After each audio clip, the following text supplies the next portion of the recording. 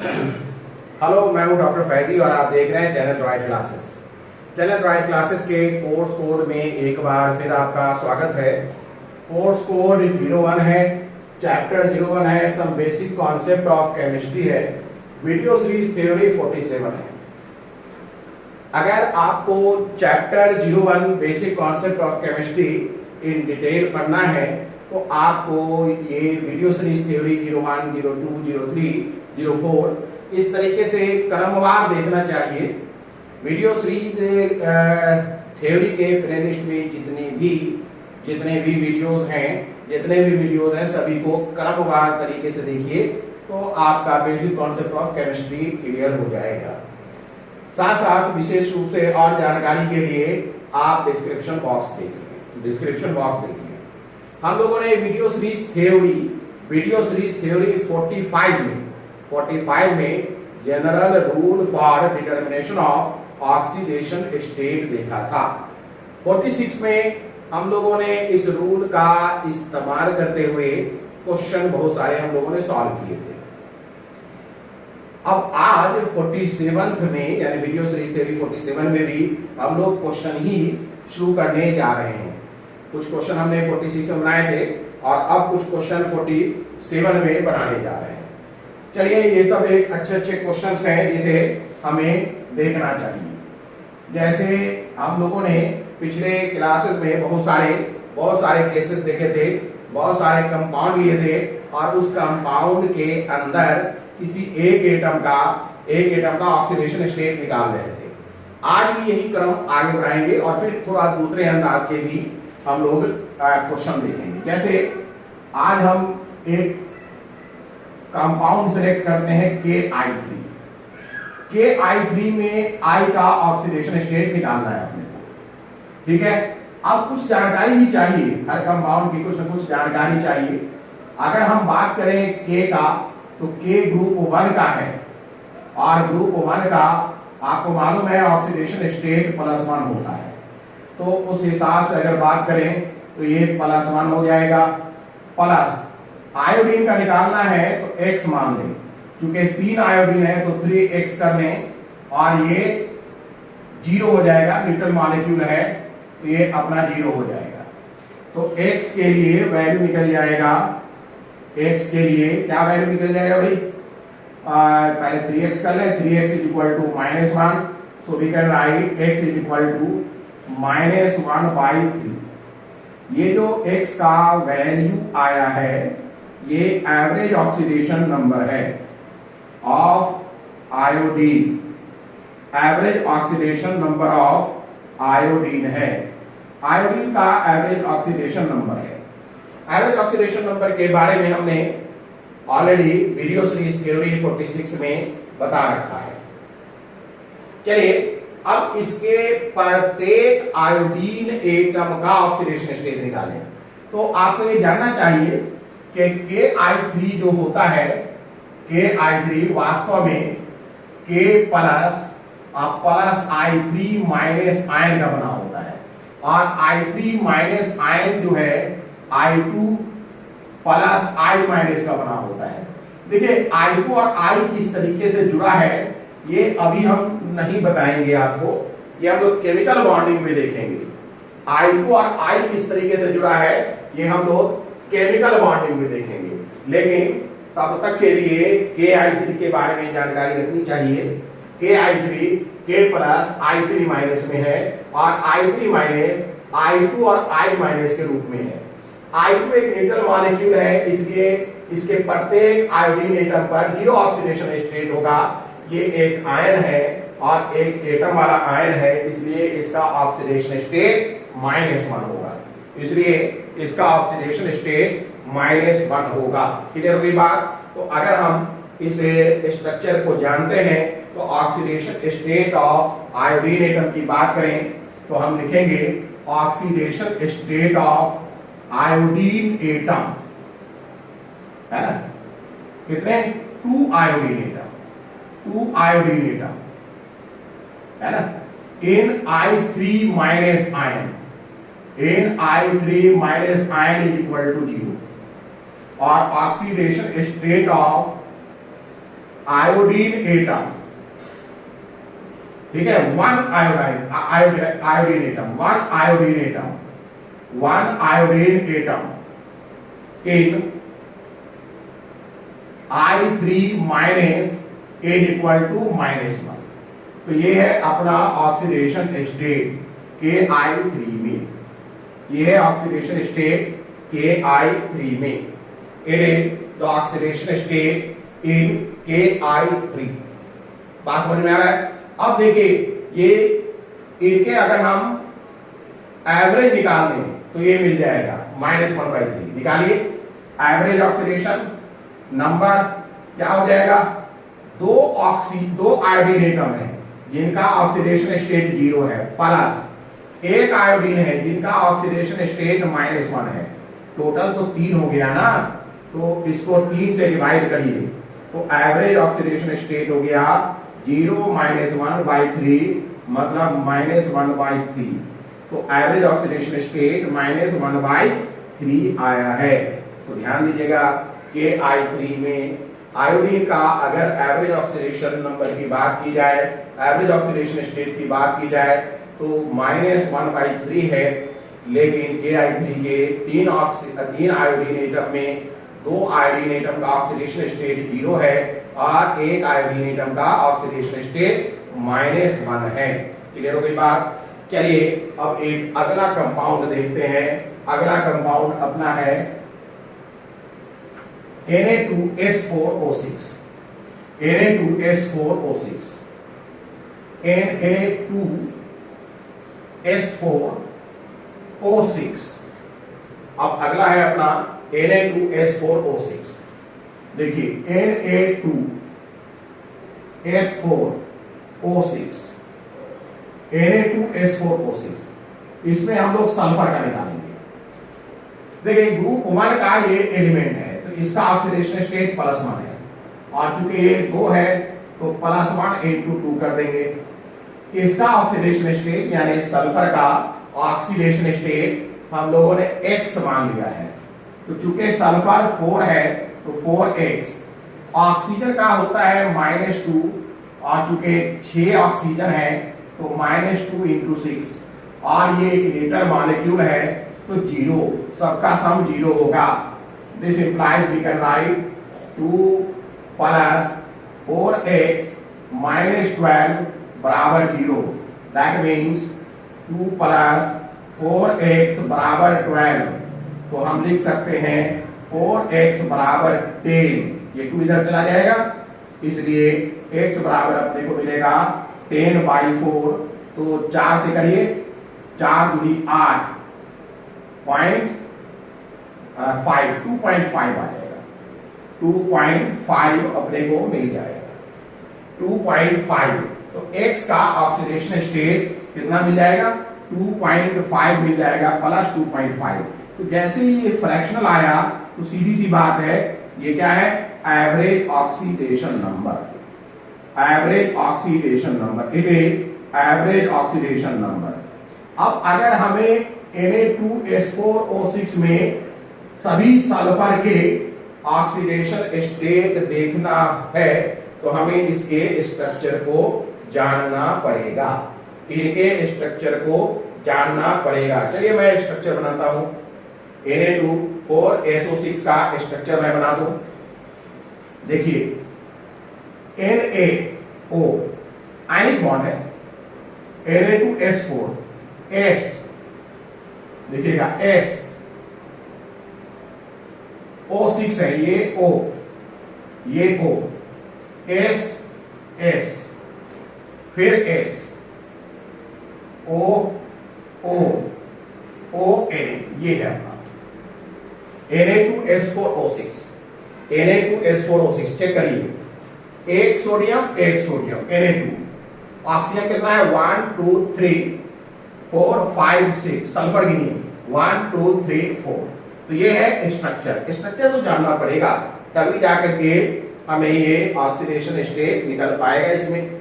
चलिए अब एक और चीज कर लें, इलेक्ट्रोनेगेटिविटी ऑर्डर। इलेक्ट्रोनेगेटिविटी ऑर्डर, सबसे ज्यादा इलेक्ट्रोनेगेटिविटी है ऑक्सीजन का, फिर है सल्फर का, और फिर है सोडियम।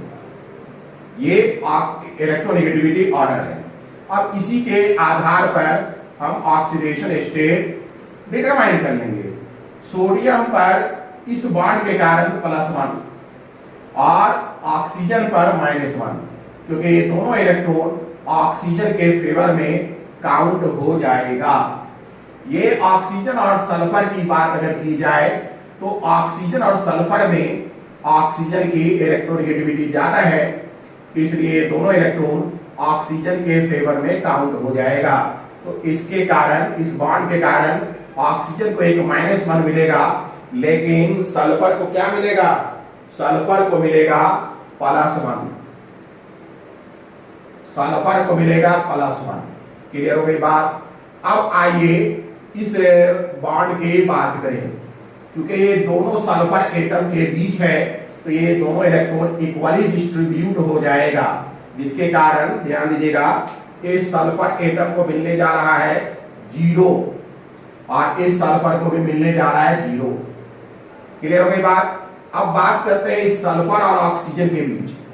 सल्फर ने 2 इलेक्ट्रॉन दिया है, लेकिन ये दोनों इलेक्ट्रॉन ऑक्सीजन के फेवर में काउंट हो जाएगा। ये दोनों इलेक्ट्रॉन ऑक्सीजन के फेवर में काउंट हो जाएगा, जिसके कारण ऑक्सीजन को -2 मिल जाएगा, लेकिन बदले में सल्फर को मिलेगा +2। सल्फर को मिलेगा +2। वैसे ही अगर हम बात करें इस बॉन्ड का, वैसे ही अगर हम बात करें इस बॉन्ड के बारे में, अगर हम इस बॉन्ड के बारे में बात करें तो सल्फर ने दोनों इलेक्ट्रॉन दिया है, लेकिन इलेक्ट्रोनेगेटिविटी ऑक्सीजन का ज्यादा है, इसलिए दोनों इलेक्ट्रॉन ऑक्सीजन के फेवर में काउंट हो जाएगा। ऑक्सीजन को -2 हो जाएगा ऑक्सीडेशन स्टेट, जबकि सल्फर को +2 हो जाएगा, जबकि सल्फर को +2 हो जाएगा। तो सल्फर का ऑक्सीडेशन स्टेट अपने को क्या मिला? इसमें इसकी बात करें 2 1 3 2 5 मिल रहा है। क्लियर है? तो इस सल्फर अपने को 4 सल्फर है, इस सल्फर का ऑक्सीडेशन स्टेट 5 मिल रहा है। आगे भी चेक करें। अब मैं बात करता हूं इस बॉन्ड का। ये जो बॉन्ड है, ये बॉन्ड किसके फेवर में काउंट होगा?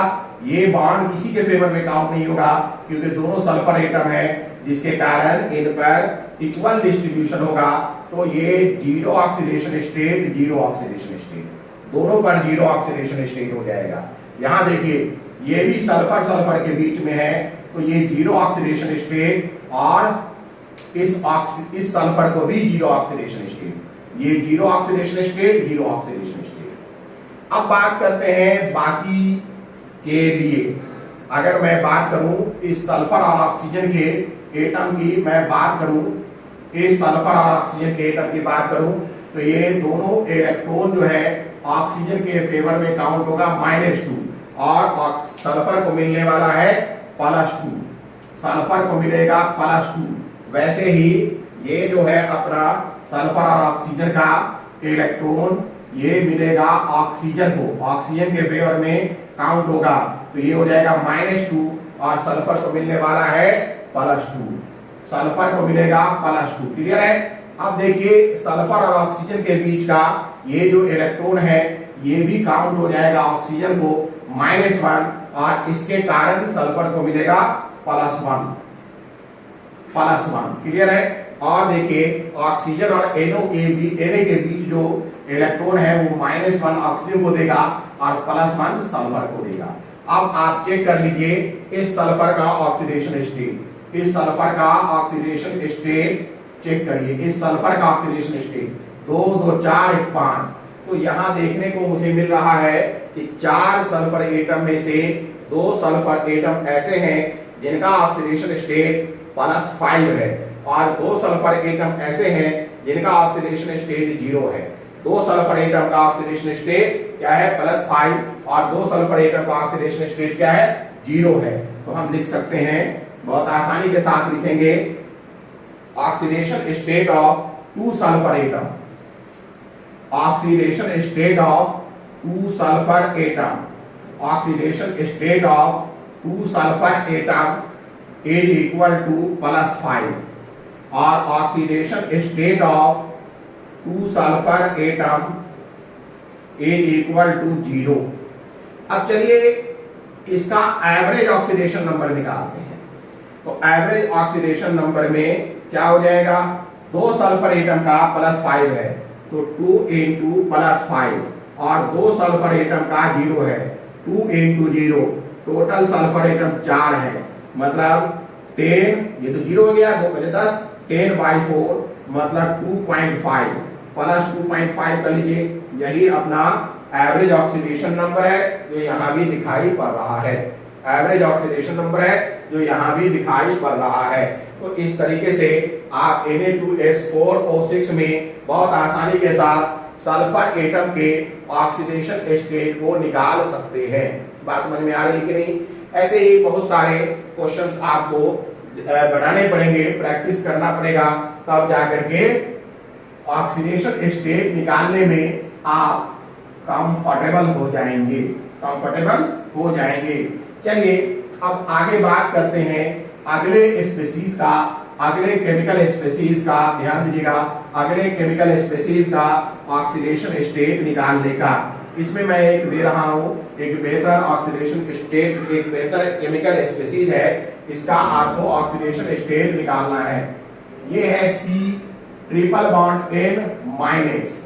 अब इसका निकालना है। इसका जब हम ऑक्सीडेशन स्टेट निकालेंगे तो हम ये कार्बन का भी वेरिएबल होता है, नाइट्रोजन का भी वेरिएबल होता है। Oxidation state of carbon atom की बात की जाए तो ये भी वेरिएबल होता है, वेरिएबल होता है। और oxidation state of nitrogen atom की बात की जाए तो ये भी वेरिएबल होता है, बोथ आर वेरिएबल। अब यहां पर आकर मुश्किल है कि कैसे इसका ऑक्सीडेशन स्टेट, कार्बन का और नाइट्रोजन का ऑक्सीडेशन स्टेट निकाला जाए, कार्बन का और नाइट्रोजन का ऑक्सीडेशन स्टेट निकाला जाए। ध्यान दीजिएगा, ऐसा कोई केमिकल स्पीशीज हो जिसमें हाइड्रोजन, ऑक्सीजन या कोई ऐसा एटम नहीं हो जिसका फिक्स्ड ऑक्सीडेशन स्टेट होता है, तो हम सबसे पहले ये काम करेंगे कि इनमें देखेंगे कि सबसे ज्यादा इलेक्ट्रोनेगेटिव एलिमेंट कौन है।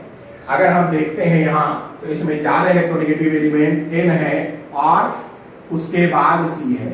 ये अपना इलेक्ट्रोनेगेटिविटी ऑर्डर है, ये अपना इलेक्ट्रोनेगेटिविटी ऑर्डर है। It is electronegativity order, it is अपना इलेक्ट्रोनेगेटिविटी ऑर्डर है। तो फिर सुनिएगा ध्यान से, अगर कोई केमिकल स्पीशीज है जिसमें हाइड्रोजन नहीं है, ऑक्सीजन नहीं है और ऐसे दो एटम दिखाई पड़ रहे हैं जिनका ऑक्सीडेशन नंबर वेरिएबल होता है, तो आपको सबसे पहला काम ये करना चाहिए कि आप इन दोनों एटम का या दो से अधिक एटम का क्या करें, इलेक्ट्रोनेगेटिविटी ऑर्डर जनरेट कर लें। जिसका इलेक्ट्रोनेगेटिविटी ज्यादा है उसका आप मिनिमम और मैक्सिमम ऑक्सीडेशन स्टेट निकालें। ये नाइट्रोजन है, ये इलेक्ट्रोनेगेटिविटी ज्यादा है, तो इनका आप ऑक्सीडेशन स्टेट का रेंज निकालें। Oxidation state range, oxidation state range निकालना मैंने सिखा दिया है। क्या है? N-8 to N। N क्या है? Valence electron. N क्या है? Valence electron. नाइट्रोजन के केस में वैलेंस इलेक्ट्रॉन कितना होता है? 5। तो ये क्या हो जाएगा? 5 - 8 to 5। तो ये जो है इनफैक्ट -3 to 5 लिखना बेहतर रहेगा। ये -3 to 5 इनका रेंज है और -3 जो है मिनिमम ऑक्सीडेशन स्टेट है, मिनिमम ऑक्सीडेशन स्टेट है। -3 मिनिमम ऑक्सीडेशन स्टेट है। क्या है? मिनिमम ऑक्सीडेशन स्टेट है। जो मिनिमम ऑक्सीडेशन स्टेट होगा उसी को हम ऑक्सीडेशन स्टेट मानेंगे। अगर हमारे पास ऐसा केमिकल स्पीशीज है जिसमें हाइड्रोजन ऑक्सीजन नहीं है, तो हम उनमें उस केमिकल स्पीशीज के दोनों एटम में जिसकी इलेक्ट्रोनेगेटिविटी कम है, सॉरी जिसकी इलेक्ट्रोनेगेटिविटी ज्यादा है, उसका ऑक्सीडेशन स्टेट रेंज निकालेंगे और ऑक्सीडेशन स्टेट रेंज निकाल करके जो सबसे मिनिमम वैल्यू है वो उसका ऑक्सीडेशन स्टेट मानेंगे। तो इस केस में oxidation state of nitrogen atom क्या मिल गया अपने को? इसका मतलब है कि oxidation state of nitrogen atom की अगर बात की जाए, oxidation state of nitrogen atom की अगर बात की जाए तो मिल जाएगा अपने को -3। अब कार्बन का भी निकल जाएगा। कैसे? कार्बन का x मान लीजिए +-3 बराबर -1। भाई -1 क्यों? क्योंकि ये एक केमिकल स्पीशीज है, ये एक आयनिक स्पीशीज है जिस पर -1 चार्ज है। ये एक केमिकल स्पीशीज है, आयनिक स्पीशीज है जिस पर -1 चार्ज है। इसलिए हम क्या करेंगे, x + -3 = -1 लिखेंगे। तो ये मिल गया अपने को x - 3 बराबर -1। That's why we can write x = 3 - 1. So x = 2. तो कार्बन का oxidation state of carbon atom in Cn - ion +2 हो गया। Oxidation state of carbon atom in Cn - ion क्या हो गया, +2 हो गया। चलिए इसी तरीके से और भी हम लोग वर्कआउट करते हैं, और भी केमिकल स्पीशीज लेंगे। चलिए इस पर वर्कआउट किया जाए। नेक्स्ट लेते हैं NiCl4, ठीक है, 2 NiCl4 2 अगला केमिकल स्पीशीज NiCl4 2 ले लिया जाए। अगला केमिकल स्पीशीज है NiCl4 2-। अगला केमिकल स्पीशीज अपने पास है NiCl4 2-। क्लियर है? इसमें हम निकेल का निकालेंगे। देखिए ये एक बाइनरी कंपाउंड या आयन है जिसमें क्लोरीन का ऑक्सीडेशन स्टेट -1 होगा। तो ऑक्सीडेशन स्टेट -1 क्लोरीन का है। Na का x मान लीजिए +4, चूंकि 4 क्लोरीन है, इनटू -1 बराबर -2 कर लीजिए। तो क्या हो जाएगा, दिस इंप्लाइज x -4 बराबर -2। So we can write x = 4 - 2, so x = +2। तो अपना निकेल का ऑक्सीडेशन स्टेट +2 आ जाएगा। निकेल का ऑक्सीडेशन स्टेट +2 आ जाएगा। क्लियर है? तो इस तरीके से आपको कई स्पीशीज के ऑक्सीडेशन स्टेट निकालना सिखाया गया है। अभी और निकालिए। नेक्स्ट देखिए, अब हम ले लेते हैं SnC2O4 होल 3। Sn ध्यान दीजिएगा, SnC2O4 whole 3, SnC2O4 whole 3 4-। SnC2O4 whole 3 4-, ये ले लेते हैं। चलिए इसमें Sn का निकालते हैं। पहले तो हम ये बात समझे, कोशिश करें जानने का कि C2O4 क्या है। असल में C2O4 H2C2O4 से H हटा देने के बाद बना हुआ आयन है C2O4 2-।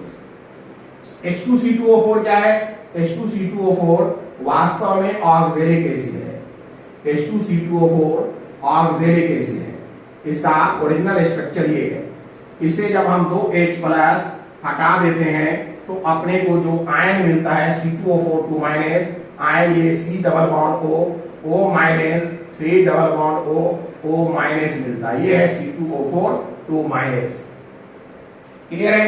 अब ये मुझे बताइए कि C2O4 2- में कितने नेगेटिव चार्ज है? C2O4 2- में कितने नेगेटिव चार्ज है? 1 नेगेटिव 2 नेगेटिव, 2 नेगेटिव चार्ज है। यानी कि अगर हम इन सब के ऑक्सीडेशन स्टेट को जोड़ दें तो अपने को 2 नेगेटिव चार्ज मिलेगा। तो हमने क्या किया कि C2O4 2- के कंबाइंड ऑक्सीडेशन स्टेट का वैल्यू ले लिया। तो अगर हम कहें कि C2O4 जो यहाँ मौजूद है उस पर 2 नेगेटिव चार्ज है, तो क्या हो जाएगा, x का Sn का वैल्यू x कर लीजिए, C2O4 का -2 कर लीजिए, क्योंकि one of the C2O4 ion will contain 2 negative charge. That means C2O4 के सारे एटम के ऑक्सीडेशन स्टेट को अगर जोड़ेंगे तो -2 मिलेगा। C2O4 के सारे एटम के ऑक्सीडेशन स्टेट को अगर जोड़ेंगे तो -2 मिलेगा। तो हमने C2O4 का -2 ले लिया है और चूंकि C2O4 3 है तो इसे 3 से गुना कर दिया है और ये कंप्लीट आयन पर 4 नेगेटिव चार्ज है तो -4 कर दिया है। अब देखिए x ये क्या हो जाएगा -6 बराबर -4 that means x is equal to 6 - 4 बराबर 2। तो अपना x का वैल्यू 2 आ गया, यानी कि Sn का ऑक्सीडेशन स्टेट अपने को 2 मिल गया है। Sn का ऑक्सीडेशन स्टेट 2 मिल गया है। चलिए अब अगला देखते हैं। अब लिखते हैं K3FeCN6। K3FeCN6 लिखिएगा K3FeCN6। अगला है K3FeCN6। K3FeCN6। नेक्स्ट देखते हैं हम लोग K3FeCN6। ये अपने को एक कंपाउंड दिया गया है। देखिए इसमें K का वैल्यू हमें मालूम है, K का ऑक्सीडेशन स्टेट +1 होगा क्योंकि ये अल्कली मेटल है, ग्रुप 1 का है, तो इसका +1 × 3 हो जाएगा। आयरन का अपने को निकालना है तो X कर लें। अच्छा Cn का -1 हम लोग अभी देखा है तो पहले, तो इसका हम डायरेक्ट -1 × 6 कर लेंगे, × 6। चूंकि ये न्यूट्रल मॉलिक्यूल है तो इन सब का जोड़ 0 हो जाएगा। तो अब जरा कैलकुलेशन करिए, 3 + x - 6 बराबर 0। तो क्या हम लिख सकते हैं x बराबर 6 - 3 बराबर 3, यानी कि आयरन का ऑक्सीडेशन स्टेट 3 मिल रहा है। आयरन का ऑक्सीडेशन स्टेट कितना मिल रहा है? 3 मिल रहा है। तो इस तरीके से आपको डिफरेंट टाइप के कंपाउंड का ऑक्सीडेशन स्टेट निकालना पड़ेगा। क्लियर है? आगे चलिए नेक्स्ट देखते हैं। अब हम लोग एक अगला देख लें, क्या है भाई? FeNO(H2O)5। देखिएगा अगला है FeNO(H2O)5। देखिएगा FeNO(H2O)5 SO4 सल्फेट SO4।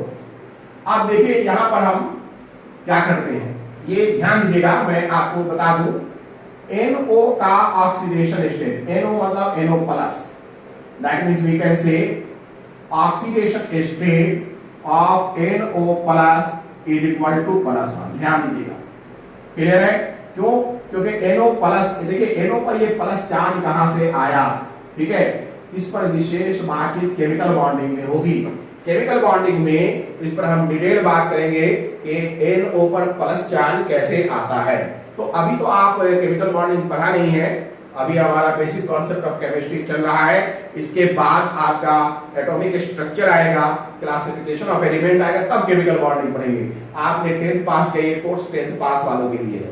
तो 10th पास किया है तो NO+ फिलहाल मान लें कि NO+ पर पॉजिटिव चार्ज होता है। क्लियर है?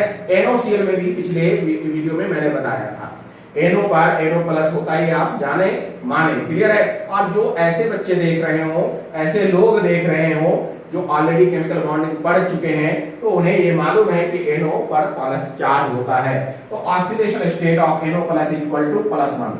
अब देखिए oxidation state of total oxidation state कहिए, अच्छा रहेगा। टोटल ऑक्सीडेशन स्टेट कहिए, टोटल ऑक्सीडेशन स्टेट, क्योंकि NO एक कॉम्बिनेशन ऑफ एटम है। वैसे ही मुझे बताए कोई total oxidation state of H2O क्या हो जाएगा? चूंकि H2O एक न्यूट्रल मॉलिक्यूल है तो 0 हो जाएगा। क्लियर है? X का तो हमें निकालना है। अच्छा, total oxidation state of SO4 का मतलब SO4 2 माइनस क्या हो जाएगा? -2। तो अगर हम इस जानकारी का इस्तेमाल करें तो ऑक्सीडेशन स्टेट ऑफ आयरन निकालना आसान हो जाएगा। देखिए कैसे?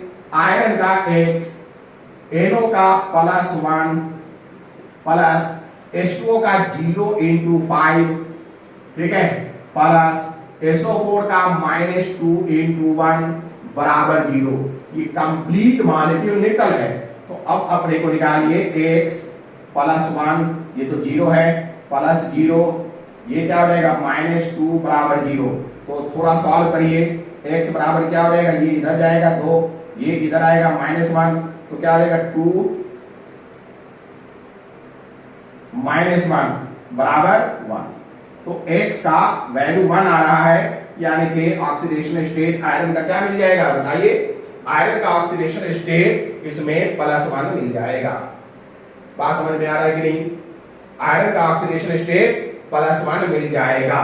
तो इस तरीके से आपको डिफरेंट टाइप के कंपाउंड का ऑक्सीडेशन स्टेट निकालना है। एक और देखिए Na2FeCN5NO। अगला है Na2, अगला है Na2FeCN5, अगला है Na2FeCN5NO। देखिएगा Na2FeCN5NO, FeCN5NO। अब इसमें हमें आयरन का निकालना है ना। देखिए इसका अपने को +1 मालूम है, तो +1 × 2, आयरन का x है प्लस, Cl का -1 अब हम जान चुके हैं, -1 × 5 प्लस NO का अपने को +1 मालूम है, तो ये हो गया +1। अब बराबर 0। अब कुछ नहीं करना है, जोड़िए, सॉल्व करिए। 2 + x -5 + 1 बराबर 0, तो क्या हो जाएगा, दिस इंप्लाइज, देखिए x बराबर, ये -5 है, 5 आ जाएगा, ये माइनस हो जाएगा, ये माइनस हो जाएगा, तो -1 -2 -3, यानी x बराबर अपने को +2 मिल जाना चाहिए। x बराबर +2। आयरन का वैल्यू कितना आ जाएगा अपने को, +2। आयरन का ऑक्सीडेशन स्टेट +2 आ जाएगा। तो इस तरीके से बहुत सारे कंपाउंड्स का ऑक्सीडेशन स्टेट निकालना है। आपको ऑक्सीडेशन स्टेट के लिए जो असाइनमेंट है, या जो आपको दिया गया है असाइनमेंट, या जो आपको क्वेश्चन टेस्ट पेपर दिया जाएगा, उस सब में भी आपको प्रैक्टिस होगा, कई किस्म के मिलेंगे। चलिए एक और देखते हैं। अगला देखते हैं। अगला है अपने पास KCO। CO मतलब कोबाल्ट, KCO। ये है KCO। CO एक है CO, ये कार्बन मोनोऑक्साइड, और ये है अपना CO। CO मतलब कोबाल्ट, आयरन के बाद कोबाल्ट एक एटम है, कोबाल्ट एक एटम है, मेटल है, ठीक है। तो ये लिखा है हमने KCO cobalt, C2O4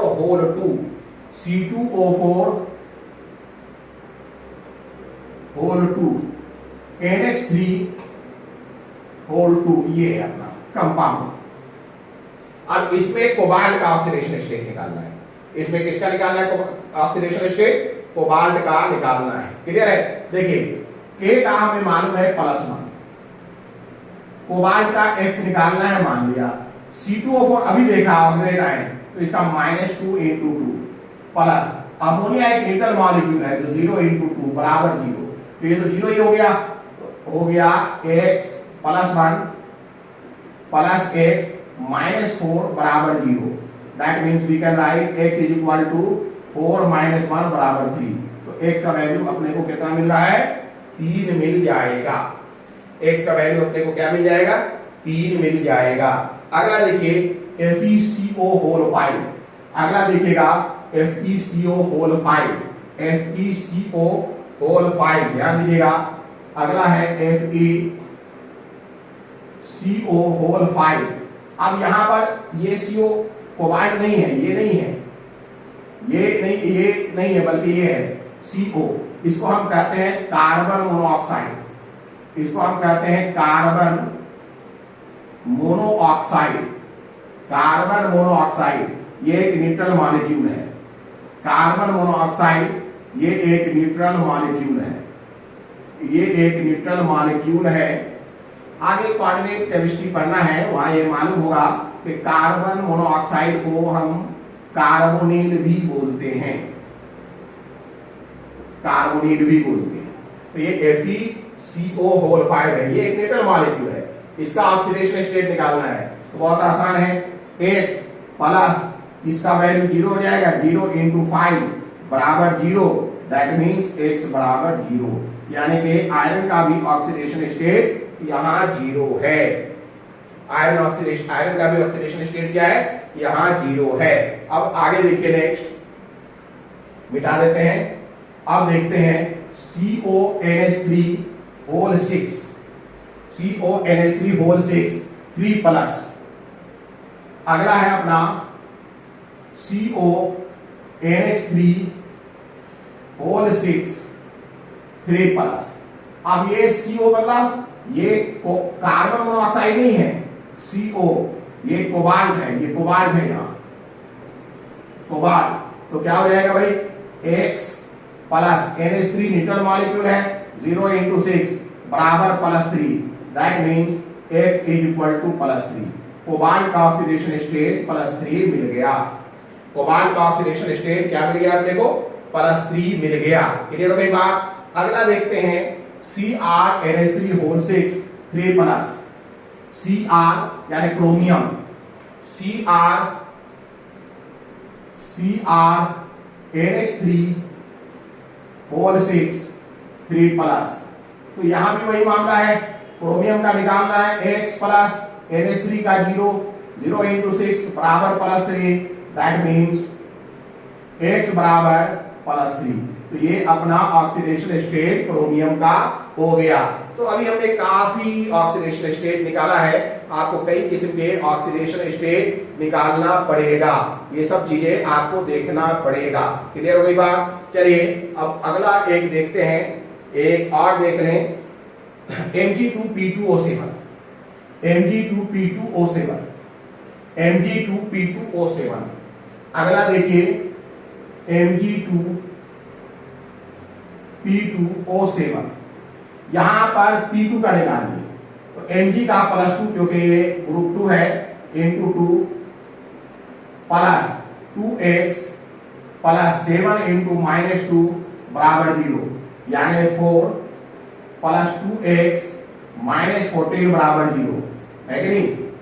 that means क्या हो जाएगा, 2x बराबर ये 14 इधर जाएगा और -4, दैट मीन्स 2x बराबर 10, सो x इज इक्वल टू +5। तो ये है अपना ऑक्सीडेशन स्टेट। इस तरीके से अगर आप चाहें तो ऑक्सीडेशन स्टेट निकाल सकते हैं। क्लियर है, कहीं कोई दिक्कत। चलिए एक और देख लें। अगर हम कहें ASO4, A मालूम नहीं कौन सा एटम है, वी डोंट नो कि A कौन सा एटम है। मैं ये कहूं ASO4 होल 2, A का निकालिए। तो x प्लस -2 into 2 बराबर 0, क्योंकि सल्फेट का -2 होता है, दैट मीन्स x -4 बराबर 0, सो x इज इक्वल टू +4। बात समझ में आ रही है कि नहीं, क्या हो जाएगा, +4 है ना। तो इस तरीके से आप चाहें तो बहुत किस्म के केसेस देख सकते हैं, बहुत सारे केसेस आप इसमें देख सकते हैं। बहुत सारे ऑक्सीडेशन स्टेट आपको निकालना है, बहुत सारे ऑक्सीडेशन स्टेट अब तक हमने बताया है। ऑक्सीडेशन स्टेट पूरा देखने के लिए VSTH 47 के अलावा 46 भी आप देखें, VSTH 46 भी आप देखें। चलिए अब एक टर्म हम लोग देखते हैं, एवरेज ऑक्सीडेशन नंबर। अब एक टर्म देखते हैं, एवरेज ऑक्सीडेशन नंबर। वैसे तो एवरेज ऑक्सीडेशन नंबर हमने बता दिया है, लेकिन चलिए थोड़ा और इस पर बातचीत कर ली जाए। तो अब अपना एक छोटा सा टॉपिक बनाइए, average oxidation number. Average oxidation number, average oxidation number, average oxidation number. देखिए इस पर हम लोग बात कर चुके हैं, फिर मैं एक बार बता दूं कि अगर कोई स्पीसीज है, ध्यान दीजिएगा, उसमें किसी स्पीसीज में सेम एटम, किसी स्पीसीज में सेम एटम एक से ज्यादा बार है, तो हो सकता है कि सारे एटम का ऑक्सीडेशन स्टेट सेम हो, या ऐसा भी हो सकता है कि सारे एटम का ऑक्सीडेशन स्टेट अलग अलग हो। लेकिन अगर हम उसे कंबाइंड निकालेंगे तो एवरेज ऑक्सीडेशन नंबर मिलेगा अपने को। और अगर हम अलग अलग निकाल लें और फिर उसका एवरेज निकालें तो एवरेज ऑक्सीडेशन नंबर मिलेगा। क्लियर है? चलिए इसे देखते हैं, इसे आप समझिए, इसे हम एक डिस्कशन से देखते हैं। आपने को एक कंपाउंड मिला है FeO, इसे कहते हैं फेरस ऑक्साइड, इसे कहते हैं फेरस ऑक्साइड। क्लियर है? इसे कहते हैं ferrous oxide. Ferrous oxide, ferrous oxide में ये -2 है, ये +2 है, यानी oxidation state of iron atom in FeO is equal to +2। एक अपने को कंपाउंड मिलता है Fe2O3, इसे कहते हैं फेरिक ऑक्साइड, फेरिक ऑक्साइड। इसका ऑक्सीडेशन स्टेट निकालिए, चूंकि 3 है और -2 होता है एक का, तो -6, इसका +6, तभी +6 और -6 मिल करके 0 हो जाएगा। ठीक है? अब यहां देखिएगा, अगर 2 एटम का +6 है तो एक एटम का क्या हो जाएगा? +3, यानी कि oxidation state of Fe oxidation state of Fe atom in Fe2O3 is equal to +3। तो oxidation state of iron atom in FeO +2 है, oxidation state of iron atom in Fe2O3 +3 है। क्लियर हो गई बात? ये अपना +2 है और ये अपना +3 है। Oxidation state of iron atom in FeO is equal to +2 और oxidation state of iron atom in Fe2O3 is equal to +3। Clear है? अब एक कंपाउंड अपने पास है, ध्यान दीजिएगा, एक कंपाउंड अपने पास है Fe3O4। ये वास्तव में मिक्स्ड ऑक्साइड है, ये वास्तव में मिक्स्ड ऑक्साइड है। मिक्स्ड ऑक्साइड का मतलब it is made up of 2 oxide. Mixed oxide का मतलब है Fe3O4 is in fact equivalent to FeO plus Fe2O3, FeO plus Fe2O3। Check करिए, यहां पर 3 आयरन एटम, यहां पर 1 और 2, 3 आयरन एटम हो गया। ऑक्सीजन चेक करिए, 4, 1 ऑक्सीजन, 3 ऑक्सीजन। तो Fe3O4 is nothing but the mixture of FeO plus Fe2O3, FeO plus Fe2O3। Clear है? अगर हम Fe3O4 में ऑक्सीडेशन स्टेट निकालें तो ये -8 और ये क्या हो जाएगा भाई? +8, यानी कि 3 आयरन एटम का +8, यानी कि oxidation state of iron atom, ठीक है, इन Fe3O4 इज इक्वल टू हो जाएगा +8/3। निकाल भी चुके हैं पहले ही। Oxidation state of iron atom in Fe3O4 is equal to +8/3। तो ये जो +8/3 है, ये वास्तव में AON है, एवरेज ऑक्सीडेशन नंबर है। ये वास्तव में एवरेज ऑक्सीडेशन नंबर है। क्लियर है? आप चेक करिए कैसे है एवरेज ऑक्सीडेशन नंबर। Fe3O4 किससे बना हुआ है? FeO से। FeO में बताइए कितना चार्ज है? +2। कितना ऑक्सीडेशन स्टेट है? +2। क्लियर है? आप बताइए आयरन Fe2O3 में कितने हैं? +3 है। Fe2O3 में +3 है, निकाल चुके अभी, और वो 2 हैं, तो क्या हो जाएगा? +3 × 2 अपॉन, ये तो हो गए टोटल ऑक्सीडेशन स्टेट। ये क्या हो गया? Total oxidation state. अब नीचे देखिए, टोटल नंबर कीजिए, टोटल नंबर कितने हैं आयरन में? 3, तो ये करेंगे 3, तो एवरेज ऑक्सीडेशन नंबर चेक करिए क्या हो गया? 2 + 6/3 मतलब +8/3। तो एवरेज ऑक्सीडेशन नंबर +8/3 है Fe3O4 में। लेकिन हकीकत में 2 किस्म के, 2 टाइप के आयरन एटम है। एक आयरन एटम का +2 ऑक्सीडेशन स्टेट है और दूसरे आयरन एटम का +3 ऑक्सीडेशन स्टेट है। बात समझ में आ रहा है कि नहीं? इस मिक्स्ड ऑक्साइड को फेरिक फेरोक्साइड भी कहते हैं। इस मिक्स्ड ऑक्साइड का नाम है फेरिक फेरोक्साइड। फेरिक फेरोक्साइड, ये सब याद रखना चाहिए। फेरिक फेरोक्साइड भी कहते हैं। क्लियर है ना? तो ये अपना एवरेज ऑक्सीडेशन नंबर है। एवरेज ऑक्सीडेशन नंबर के लिए आप एक फार्मूला भी लिख सकते हैं। एवरेज ऑक्सीडेशन नंबर के लिए आप चाहें तो एक फार्मूला भी लिख सकते हैं। एवरेज ऑक्सीडेशन नंबर के लिए आप एक फार्मूला भी लिख सकते हैं। क्या लिखेंगे?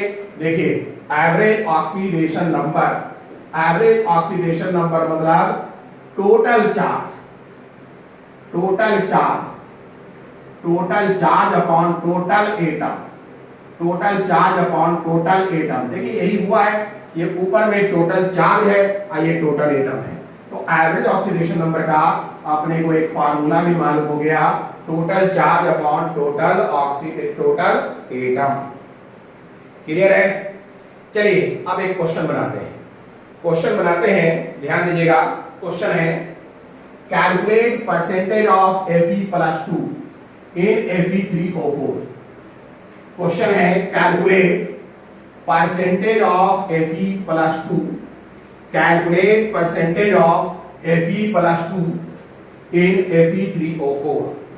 क्वेश्चन है calculate percentage of Fe+2 in Fe3O4। इसे अपने को कैलकुलेट करना। देखिए Fe3O4 का मतलब ही है FeO प्लस Fe2O3। इसका ऑक्सीडेशन स्टेट +2 है और इसका ऑक्सीडेशन स्टेट +3 है। ध्यान दीजिएगा, +3 का मतलब एक आयरन एटम का +3 है, दोनों का मिला के +6 है। क्लियर है? तो हमसे पूछा गया है कि Fe+2 का कितना परसेंट है Fe3O4 में। तो देखिए बहुत आसान हो गया, percent of Fe+2, total iron atom कितना है, calculate percent of Fe+2 in Fe3O4। Clear है? Fe+2 in Fe3O4, percent of Fe+2 in Fe3O4 for iron atom, for iron atom कर दे और क्लियर हो जाएगा। फॉर आयरन एटम है ना? तो आप बताइए टोटल आयरन एटम कितना है इसमें? टोटल आयरन एटम कितना है? 3, और उसमें से एक आयरन एटम, 2 आयरन एटम यहां है, एक आयरन एटम यहां है। 3 आयरन एटम में से एक आयरन एटम +2 है, तो क्या हो जाएगा? जो है 1, टोटल कितना है? 3 × 100। परसेंटेज निकालने का ये सबसे अच्छा तरीका है, यानी कि 100/3, तो 3 से 100 को डिवाइड करिए, 3 × 9 1 10, 3 × 9 1, फिर पॉइंट जाएगा 33.33%। ये समझा आपने? अगर नहीं समझ में आया तो यूनिटरी मेथड लिख लीजिए।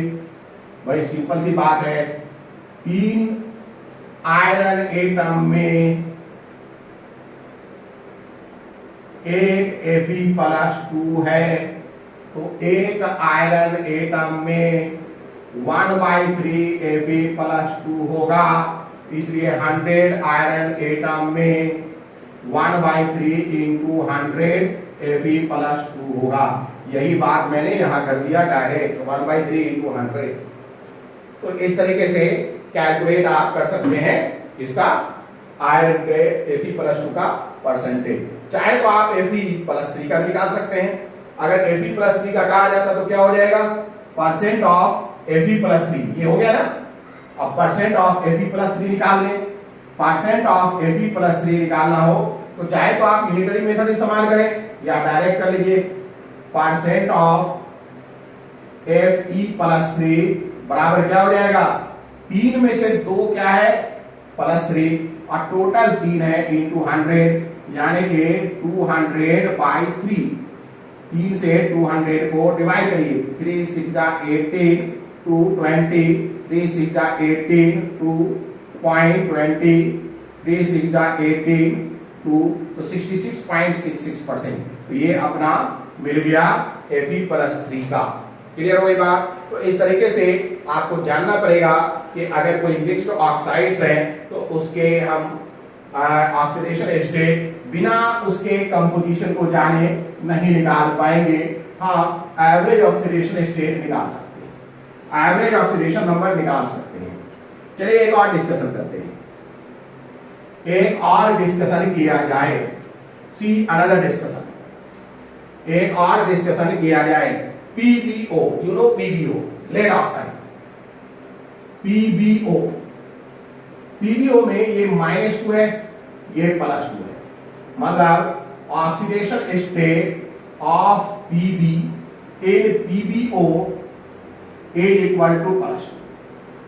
पीबीओ, एक होता है PbO2, lead dioxide, PbO2, PbO2 का मतलब -4 +4, ऑक्सीजन का -2 होता है, क्योंकि 2 ऑक्सीजन है तो -4, तो यहां +4 करेंगे 0 हो जाएगा। हम लिख सकते हैं oxidation state of Pb in PbO2 is equal to +4, ये है +2 और ये है +4। Oxidation state of Pb in PbO is equal to +2, oxidation state of Pb in PbO2 is equal to +4। Clear है? इनके भी मिक्स्ड ऑक्साइड होते हैं। अब ये है अपने पास Pb3O4, Pb3O4, ये जो Pb3O4 है it is mixed oxide. Pb3O4 जो है ये मिक्स्ड ऑक्साइड है। ये क्या होता है भाई? ये एक मिक्स्ड ऑक्साइड है 2PbO प्लस PbO2, जोड़िए तो Pb कितने हो गए? 2 1 3, Pb3, ऑक्सीजन 2 2 4, तो ये मिक्स्ड ऑक्साइड है, ये भी आपने को जानना होगा। It is mixed oxide, 2PbO और एक PbO2 मिल करके Pb3O4 बनाता है। क्लियर है ना? तो ये अपना मिक्स्ड ऑक्साइड है, ये मिक्स्ड ऑक्साइड है। इसका भी आपको कंपोजिशन जानना पड़ेगा कि Pb3O4 का मतलब क्या है। मिक्स्ड ऑक्साइड, Pb3O4 का मतलब क्या है? Pb3O4 का मतलब है 2PbO plus PbO2, 2PbO plus PbO2। अब इसमें भी देखिए, इसमें भी हम इंडिविजुअल ऑक्सीडेशन स्टेट निकालें, एवरेज ऑक्सीडेशन स्टेट निकाल कर चेक करते हैं। देखिए अगर हम बात करें Pb3O4 का, Pb3O4 का, क्लियर है? तो Pb3O4 में माइनस लिख लेते हैं, डायरेक्ट निकालते हैं 3x और ये क्या हो जाएगा प्लस -2 into 4 बराबर 0, तो क्या हो जाएगा 3x - 8 बराबर 0। This implies x is equal to 8/3। ये देखिए आ गया x is equal to 8/3, 8/3। Clear है? ये क्या है? एवरेज ऑक्सीडेशन स्टेट है। ये जो x है एवरेज ऑक्सीडेशन स्टेट है, एवरेज ऑक्सीडेशन नंबर है। अगर हम फार्मूला से निकालें एवरेज ऑक्सीडेशन नंबर का मतलब टोटल चार्ज, तो Pb3O4 का मतलब क्या है? टोटल चार्ज का मतलब इसमें 2 Pb है और हर Pb को कितना चार्ज है? 2, तो +2 into 2 प्लस एक Pb को +4 है, +4 और टोटल कितना है भाई? 3। तो जोड़ के देखिए 4 + 4/3 मतलब 8/3, तो यही तो हो गया एवरेज ऑक्सीडेशन नंबर, यही तो हो गया एवरेज ऑक्सीडेशन नंबर। बात समझ में आ रहा है कि नहीं? ये एवरेज ऑक्सीडेशन नंबर हो गया। अब इसमें भी हम परसेंटेज निकाल सकते हैं। लिखिएगा calculate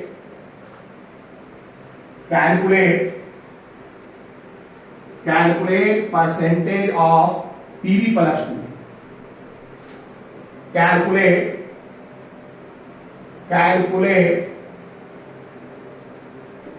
percentage of Pb +2 in Pb3O4 for Pb atom, Pb atom के लिए परसेंटेज की बात हो रही है ना। क्या हो जाएगा भाई? परसेंट ऑफ Pb +2 की संख्या कितनी है? देखिए 2PbO प्लस PbO2 बराबर अपने को मिला है Pb3O4, तो यहाँ 2 Pb +2 है, तो 2 बाई टोटल 2 1 3 है, 2/3 into 100 मतलब हो गया 66.66%। तो इस तरीके से आप वर्कआउट कर सकते हैं। चलिए अब हम लोग देखते हैं नॉन स्टैचियोमेट्रिक कंपाउंड और उसके ऑक्सीडेशन स्टेट की बात करेंगे। अब देखिए अगला है नॉन स्टैचियोमेट्रिक कंपाउंड की बात की जाए, नॉन स्टैच्यूमेट्रिक कंपाउंड की बात की जाए, देखिए what is the non stoichiometric compound, अपना हेडिंग है non stoichiometric compound, non stoichiometric compound, है ना। समझिए इस बात को, ध्यान दीजिएगा। इसी 11th क्लास में, ठीक है, 11th क्लास में नॉन स्टैच्यूमेट्रिक कंपाउंड इनऑर्गेनिक के में पढ़ना भी है, आपको मैं पढ़ाऊंगा भी, लेकिन फिलहाल समझिए इस चीज को। अगर कोई आयनिक कंपाउंड है जैसे NaCl या NaCl को भी छोड़िए, FeO, तो ये है +2 और ये है -2। असल में FeO कोई कंपाउंड या कोई मॉलिक्यूल नहीं है, FeO कोई मॉलिक्यूल नहीं है, FeO असल में एक लैटिस है या क्रिस्टल कहिए, लैटिस भी ना कहिए, क्रिस्टल कहिए, एक क्रिस्टल है जिसमें Fe और O2 माइनस अरेंज है, जिसमें Fe और O2 माइनस अरेंज है, किसी भी तरीके से अरेंज है, किसी भी तरीके से अरेंज है। ध्यान दीजिएगा, FeO2 माइनस, FeO जो है एक क्रिस्टल है, क्रिस्टल का मतलब मैं अभी समझाऊंगा, क्रिस्टल का मतलब पहले समझ ही लीजिए। एक होता है, पिछले इसमें आयनिक कंपाउंड में भी बताया था, ऑक्सीडेशन स्टेट निकालते वक्त, पिछले वीडियो सीरीज को अगर आपने ठीक से देखा होगा तो बताया भी है हमने। ध्यान दीजिएगा, आयनिक कंपाउंड में क्या होता है, एक केटाइन और एक एनायन बनता है। तो कई, एक टाइप का केटाइन, एक टाइप का एनायन, तो कई केटाइन कई एनायन, तो ये केटाइन एनायन आपस में एक दूसरे को अट्रैक्ट करते हैं। तो ऐसा नहीं है कि एक केटाइन एक एनायन अट्रैक्ट करता है, होता यह है कि एक केटाइन के चारों ओर कई एनायन अट्रैक्ट होते हैं और एक एनायन के चारों ओर कई केटाइन अट्रैक्ट होते हैं और एक 3 डायमेंशनल एलिमेंट जनरेट हो जाता है। इस केटाइन एनायन के साथ जो 3 डायमेंशनल एलिमेंट जनरेट हो जाता है उसे हम क्रिस्टल कहते हैं। हम एक क्रिस्टल का एक प्रारूप या टिपिकल स्ट्रक्चर दिखा रहे हैं, एक दिखा रहे हैं कि Fe+2 O2 माइनस इस तरीके से अरेंज हो गया है। क्लियर है? ये देखिए FeO का मतलब है, FeO का मतलब दरअसल ये एलिमेंट है, ये 2 डायमेंशनल एलिमेंट है, ये वास्तव में 3 डायमेंशनल एलिमेंट भी होता है। तो देखिए Fe+2 O2 minus, Fe+2 O2 minus, Fe+2, फिर Fe+2 O2 minus, Fe+2 O2 minus, Fe+2 O2 minus, यहां हमने O2 minus, Fe+2 O2 minus, Fe+2 O2 minus, Fe+2। Check करिए, अब ये क्या है कि बहुत सारे केटायन बहुत सारे एनायन से घिरा है। जैसे चेक करिए, इस O2 माइनस पर गौर करिए, 1 2 3 4 Fe+2 से घिरा हुआ है। इसके ऊपर भी Fe+2 हो सकता है, इसके पीछे भी हो सकता है, 3 डायमेंशनल अरेंजमेंट है। वैसे ही अगर हम Fe+2 को बात करें तो ये 4 O2 माइनस से घिरा हुआ दिखाई पड़ रहा है। तो इस तरीके के केटायन और एनायन के 3 डायमेंशनल, इट इज 2 डायमेंशनल, ये हमने बोर्ड पे लिखा है 2 डायमेंशनल है, बट आई एम टेलिंग कि 3 डायमेंशनल का एक पार्ट है।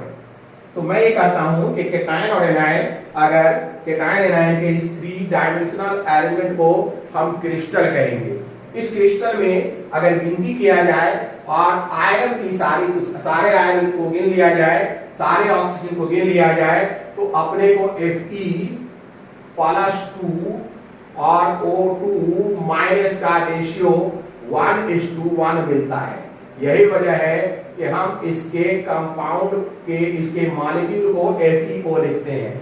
इसे मॉलिक्यूल कह देते हैं, प्रैक्टिस में कहा जाता है। इसे गलत आप न समझें, लेकिन बेहतर ये होता इसे हम फार्मूला कहते, बेहतर ये होता इसे हम फार्मूला कहते। क्लियर है? तो इसे फार्मूला कह सकते हैं। तो FeO फार्मूला है जिसमें 1:1 रेशियो है। 1:1 क्या एक सिंपल रेशियो है, ये भी होल नंबर है, ये भी होल नंबर है। जैसे Fe2O3 की बात की जाए, ये भी एक सिंपल रेशियो है। ये Fe3 प्लस आयन, यहाँ क्या है Fe प्लस 3 है, यहाँ O2 माइनस है। Fe प्लस 3 और O2 माइनस का एक 3 डायमेंशनल अरेंजमेंट है, ये नहीं कोई और अरेंजमेंट है। तो उसमें ध्यान दीजिएगा, उसमें आयरन और ऑक्सीजन का जो गिनती है या आयरन और ऑक्सीजन के रेशियो जो है वो 2:3 है, इसलिए वो फार्मूला Fe2O3 कहलाता है। इसलिए ये फार्मूला Fe2O3 कहलाता है। तो आयनिक कंपाउंड में ध्यान दीजिएगा, केटायन और एनायन का अपना एक पार्टिकुलर रेशियो होता है जिसके अकॉर्डिंग हम फार्मूला करते हैं। अगर फार्मूला में दो एटम या दो से अधिक एटम, दो केटायन, दो आयन या दो से अधिक आयन एक सिंपल रेशियो में मौजूद है, एक सिंपल रेशियो में मौजूद है, तो उसे हम कहेंगे स्टैचियोमेट्रिक कंपाउंड, स्टैचियोमेट्रिक कंपाउंड। लेकिन अगर ये सिंपल रेशियो में नहीं हो, किसमें हो, फ्रैक्शनल रेशियो में हो, फ्रैक्शनल वैल्यूज हो, ठीक है, इसका जो लोवेस्ट यानी सबसे लोवेस्ट रेशियो जो हो वो फ्रैक्शनल हो, ठीक है ना, फ्रैक्शनल हो, तो उसे फिर हम कहते हैं नॉन स्टैचियोमेट्रिक कंपाउंड। लिखिए इस चीज को, ये लिख लिया होगा तो आप लिख लीजिए, नॉन स्टैचियोमेट्रिक कंपाउंड को डिफाइन कर लीजिएगा। लिखिएगा compounds in which atoms are not present in the simple ratio. लिखिएगा compounds in which atoms are not present in the simple ratio. Compounds in which atoms are not present in the simple ratio. Compounds in which atoms are not present in the simple ratio. तो non stoichiometric compound कहेंगे compounds in which atoms are not present in simple ratio. Compounds in which atoms are not present in simple ratio. Atoms are not present in simple ratio. Atoms are not present in simple ratio. Atoms are not present in simple ratio is known as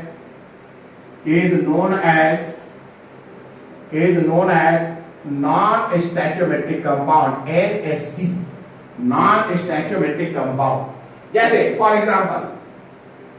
example ये है कि देखिए अपना Fe+2 O2 minus एक crystal है, Fe+2 O2 minus Fe+2 O2 minus, ये अपना एक क्रिस्टल है O2 minus Fe+2 O2 minus Fe+2 O2 minus Fe+2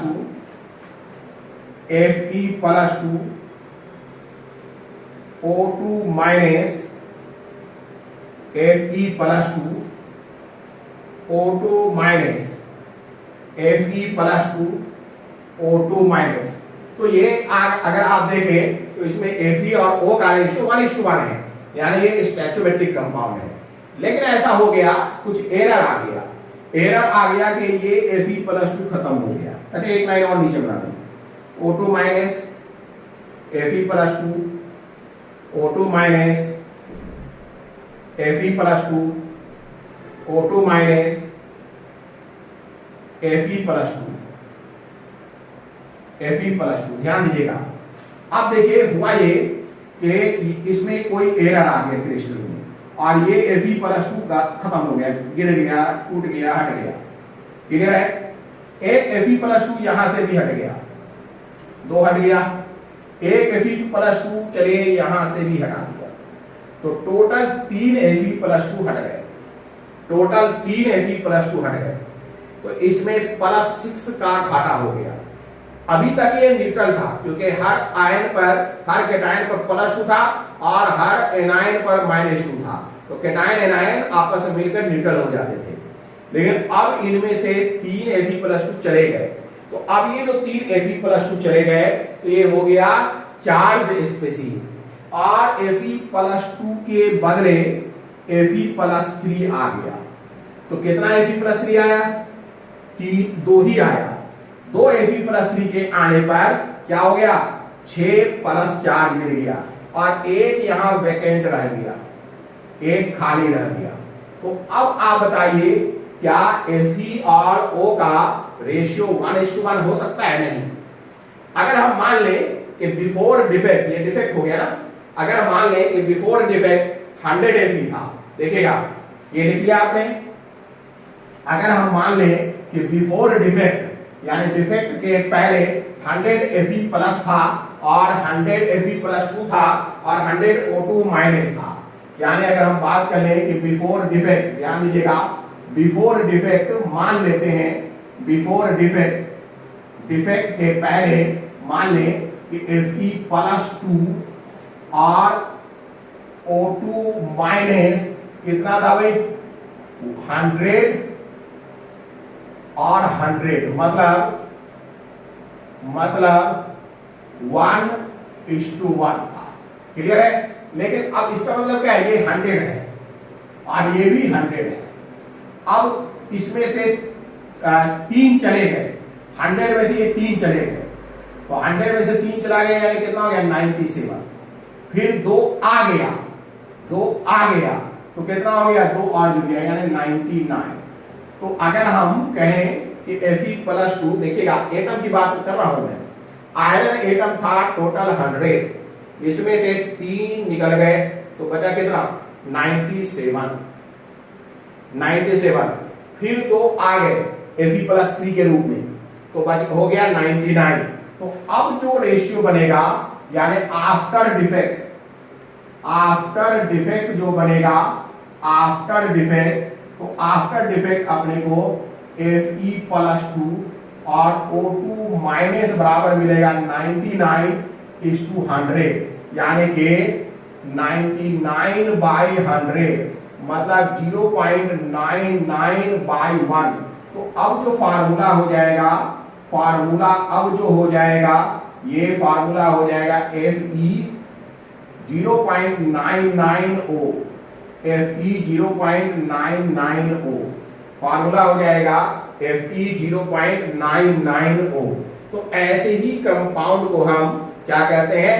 non stoichiometric compound कहते हैं, जिसमें एटम के, डिफरेंट एटम के जो रेशियो हैं वो सिंपल रेशियो नहीं हो, तो इसे हम नॉन स्टैचोमेट्रिक कंपाउंड कहेंगे। ये जो Fe 0.99O है ये अपना NSC है। NSC मतलब नॉन स्टैचोमेट्रिक कंपाउंड है, NSC है, that means non stoichiometric compound है। क्लियर है? कुछ और एग्जांपल हम नॉन स्टैचोमेट्रिक कंपाउंड के देख लें। लिखिएगा कुछ और एग्जांपल है जिसे हम नॉन स्टैचोमेट्रिक कंपाउंड के देख लें। लिखिएगा other example of non stoichiometric compound, other example of NSC, other example of non stoichiometric compound, जैसे Fe 0.93O, Fe 0.93O, ये एक स्टैचोमेट्रिक नॉन स्टैचोमेट्रिक कंपाउंड है, ये खूब मिलता है। Fe 0.95O भी मिलता है, Fe 0.95O मिलता है, ये भी क्या है? Non stoichiometric compound. Sn 4.44O8 मिलता है, Sn 4.44O8, ये भी NSC कंपाउंड है, नॉन स्टैचोमेट्रिक कंपाउंड है। Sn 4.4 ये होल नंबर नहीं है, O8 8 होल नंबर है। क्लियर है? बात समझ में आ रहा है? Ni 0.98O, Ni 0.98O, तो ये सब अपना NSC है, नॉन स्टैचोमेट्रिक कंपाउंड है, NSC है, नॉन स्टैचोमेट्रिक कंपाउंड है। क्लियर है? अब हम नॉन स्टैचोमेट्रिक कंपाउंड में भी ऑक्सीडेशन स्टेट निकालेंगे, नॉन स्टैचोमेट्रिक कंपाउंड में भी ऑक्सीडेशन स्टेट निकालेंगे। तो लिखिएगा calculate oxidation state of iron atom, calculate oxidation state of iron atom. Question है calculate oxidation state of iron atom in Fe 0.93O। अब इसमें हम ऑक्सीडेशन स्टेट निकालने चल रहे हैं। Fe 0.93O आसानी से निकालिए, क्या हो जाएगा, x मान लेते हैं, x इंटू 0.93 प्लस माइनस 2 बराबर 0। चार्ज तो फाइनली बैलेंस हो जाता है ना, that's why we can write x into 0.93 बराबर 2। So we can write x is equal to 2 by 0.93, या इसे हम लिख सकते हैं 200 बाई 93। तो ये अपना x का वैल्यू है। ये x वास्तव में एवरेज ऑक्सीडेशन नंबर है। ये वास्तव में एवरेज ऑक्सीडेशन नंबर है। बात समझ में आ रही है कि नहीं? ये एवरेज ऑक्सीडेशन नंबर है। इसका जो वैल्यू है ये +2 और +3 के बीच में होगा। हमें मालूम है कि Fe 0.93 का मतलब है कुछ +2 गायब हो गया है और कुछ +3 आ गया है। Fe +2 कुछ गलत खत्म हो गए, Fe +2 कुछ निकल गए और बदले में कुछ Fe +3 आया है। ज्यादा Fe +2 निकला है, कम Fe +3 आया है। क्लियर है? तो इसका ऑक्सीडेशन स्टेट जो है हमेशा क्या होना चाहिए? इसका ऑक्सीडेशन स्टेट क्या होना चाहिए? +2 और +3 के बीच में होना चाहिए। अगर मैं 200 को डिवाइड कर दूं 93 से तो अपने को वैल्यू आ रहा है 2.15, यानी x बराबर क्या है? 2.15। ये x बराबर 2.15 क्या है? +2 और +3 के बीच में है। 2.15 +2 और +3 के बीच में है, यानी +3 से छोटा है, +2 से बड़ा है। ये वैल्यू आएगा। क्लियर है? ये हमारा ऑक्सीडेशन स्टेट निकल गया है। क्या ये समझ में आ रही है बात या नहीं? कोई डाउट? Any doubt? नहीं ना? चलिए अब एक क्वेश्चन और बनाते हैं। इसी पर एक क्वेश्चन और बना लिया जाए। क्वेश्चन लिखिए, calculate percentage of Fe +2 in Fe 0.93O। लिखेगा calculate percentage of Fe +2 in, question है, ध्यान दीजिएगा, क्वेश्चन है calculate percentage of Fe +2 in Fe 0.93O। Calculate percent of Fe +2 in Fe 0.93O। ये अपने को निकालना है। क्लियर है? तो समझिए कैसे निकलेगा। हमें मालूम है कि Fe 0.93O नाम का जो NaC है, NaC मतलब नॉन स्टैचियोमेट्रिक कंपाउंड, इसमें अपने को दो प्रकार के आयन हैं। कौन कौन है? Fe +2 है और Fe +3 है। ये है अपने को Fe +2 है और Fe +3 है। क्लियर है? कहीं कोई दिक्कत? अब चलिए अपने को ये भी मालूम है, ध्यान दीजिएगा, अपने को ये मान लेते हैं कि ये x है, ये x है, इसमें x है और ये 100 - x है, यानी कि टोटल आयरन एटम की बात करें, मान ले total iron atom is equal to 100 मान लेते हैं। अगर ये 100 है तो उसमें ये x +2 है, 100 - x +3 है। क्लियर है? अब निकालिए, हमें मालूम है एवरेज ऑक्सीडेशन नंबर बराबर होता है टोटल चार्ज। तो टोटल चार्ज क्या हो जाएगा? x into +2, x into +2। ये x है, एटम है, x एटम है। देखिए मैं फिर बता दूं, Fe 0.93O NaC है, नॉन स्टैचियोमेट्रिक कोएफिशिएंट है, इसमें अपने को Fe +2 भी है, Fe +3 भी है। मान लिया कि टोटल Fe एटम 100 है, मान लिया कि टोटल Fe एटम 100 है। 100 में x Fe +2 है और Fe +3 100 - x हो गया। अब हम निकाल रहे हैं average oxidation number. Average oxidation number बराबर क्या मिल जाएगा? Total charge. तो टोटल चार्ज है अपना x इंटू +2, इस पर 2 है, plus 100 minus x into plus 3 upon total है 100 और अभी हमने ऑक्सीडेशन एवरेज ऑक्सीडेशन नंबर निकाला है, वो है 200/93। तो 200/93 बराबर हो गया अपने को 2x। 200/93 क्या हो गया 2x प्लस 300, 3 से गुणा कर दिया, 300 माइनस 3x अपॉन 100।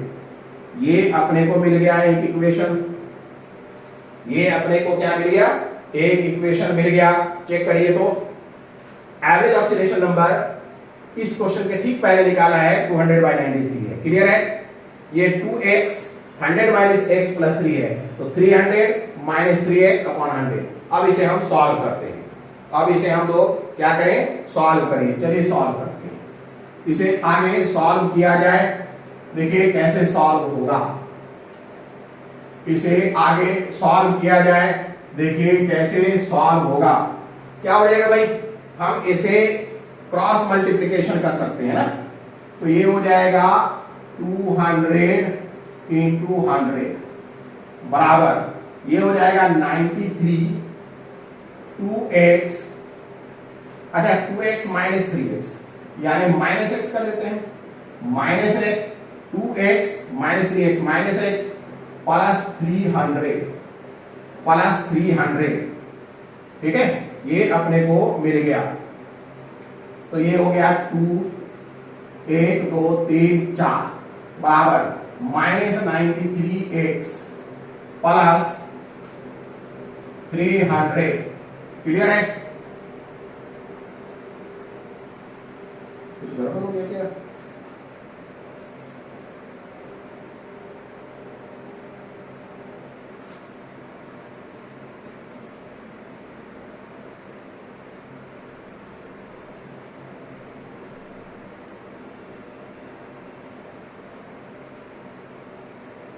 थ्री 300 देखिए, ठीक है, 300 माइनस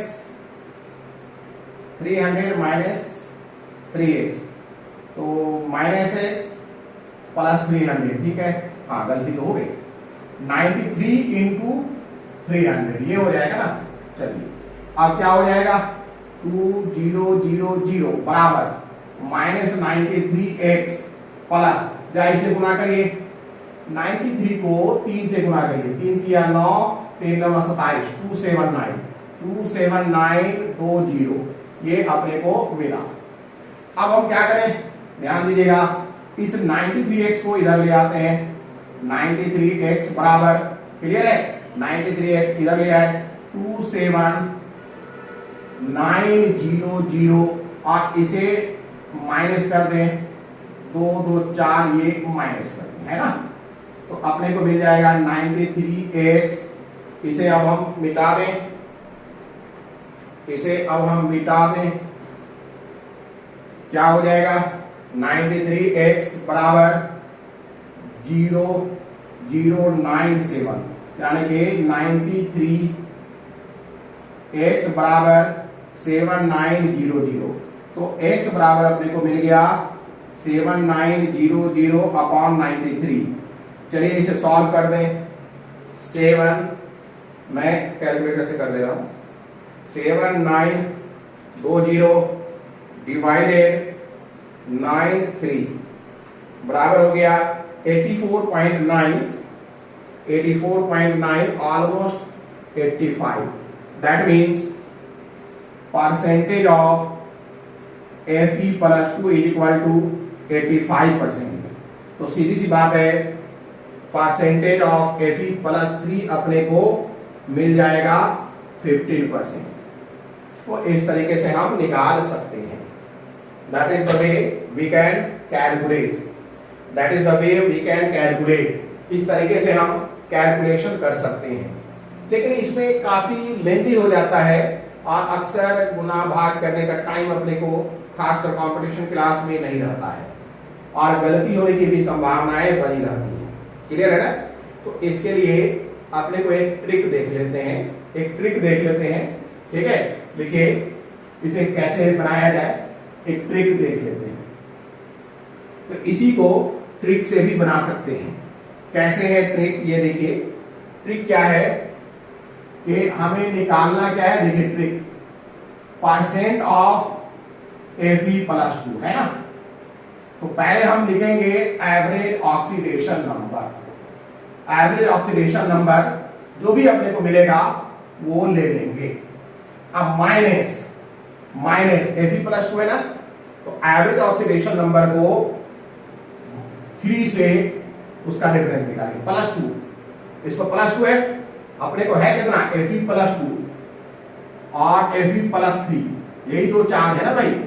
तो हम क्या करेंगे, average oxidation number is charge, तो एवरेज ऑक्सीडेशन नंबर को उस चार्ज का डिफरेंस लेंगे और ये मॉड वैल्यू लेंगे, उस चार्ज का डिफरेंस लेंगे जिसका हम परसेंटेज नहीं निकाल रहे हैं। इसका परसेंटेज नहीं निकाल रहे हैं, परसेंटेज ऑफ Fe+2 निकाल रहे हैं। तो एवरेज ऑक्सीडेशन नंबर -3 और नीचे क्या करेंगे कि ये दोनों के चार्ज, इन दोनों के चार्ज का डिफरेंस 2 - 3 का मॉड इनटू 100 कर देंगे। चलिए चेक करते हैं क्या मिलता है अपने को। Percent of Fe+2 average oxidation number 200/93 आया था, तो 200/93 बराबर अपने को मिल गया 2.15। मॉड है तो 2.15 आएगा, 2 - 3 का मॉड है 1 आ जाएगा, इनटू क्या हो जाएगा, नहीं 2.15 आया ना, 2.515 ये तो एवरेज ऑक्सीडेशन नंबर आया, -3/1 इनटू 100। क्लियर है। तो 2.15 को माइनस करिए 3 से, तो कितना आ जाएगा -0.85। तो percent of Fe+2 is equal to कितना आ जाएगा -0.85, लेकिन मॉड लेंगे तो क्या आ जाएगा 0.85/1 इनटू 100 बराबर 85%। देखिए आ गया।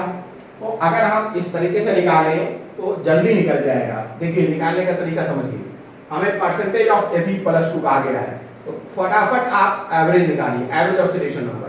एवरेज ऑक्सीडेशन नंबर को, एवरेज ऑक्सीडेशन नंबर का डिफरेंस निकालिए, किससे, +2 से नहीं, +3 से, जो नेक्स्ट है, जो दूसरा है उससे निकालिए। AON -3 अपॉन, और ये +2 और +3 का नीचे निकालिए, इनटू 100 कर दीजिए, मिल जाएगा। जैसे मान लिया अगर हम परसेंटेज ऑफ Fe+2 की जगह पर परसेंटेज ऑफ Fe+3 निकालते तो क्या हो जाता, परसेंटेज ऑफ Fe+3 के लिए क्या करेंगे, परसेंटेज ऑफ Fe+3 के लिए यही करेंगे 2.15, तो एवरेज ऑक्सीडेशन नंबर है। अब -2 कर देंगे अपॉन 2 - 3 - 2 कैसे करें, इनटू 100, क्योंकि मॉड है।